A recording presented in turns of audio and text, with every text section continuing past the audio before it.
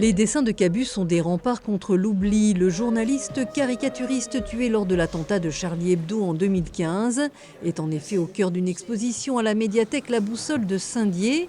Jeune dessinateur, il avait été sollicité pour illustrer l'un des épisodes tragiques de la Seconde Guerre mondiale, la rafle du Veldiv. L'arrestation organisée par le gouvernement de Vichy de près de 13 000 personnes juives et leur enfermement en juillet 1942 dans le Vélodrome d'Hiver à Paris.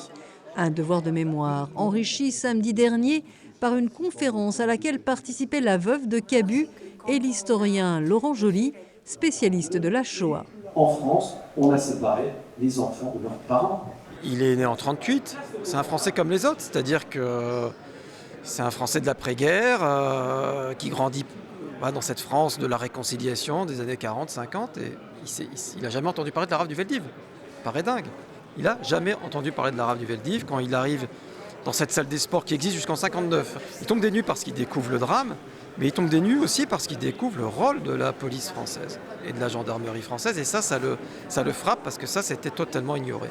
Le trait de crayon de Cabu dit tout le désespoir des victimes, en majorité des femmes et des enfants, qui vivront plusieurs jours dans le Vélodrome, sans soins, eau et nourriture, puis seront déportés vers le camp d'extermination d'Auschwitz.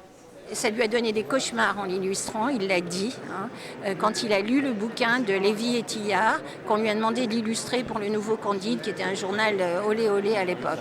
Et ça lui a donné des cauchemars en l'illustrant. Un dessin, c'est aussi, je vais reprendre un terme un peu vulgaire qu'il utilisait, c'est un coup de poing dans la gueule.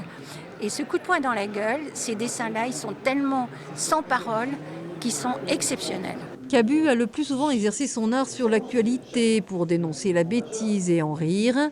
Mais ses dessins sur la rafle du Veldiv sont un héritage pour l'histoire. Laurent Joly aura ces mots. Cabu a dessiné le pire du XXe siècle et a été lui-même victime du pire dans le siècle présent. L'exposition est à voir jusqu'au 30 mai.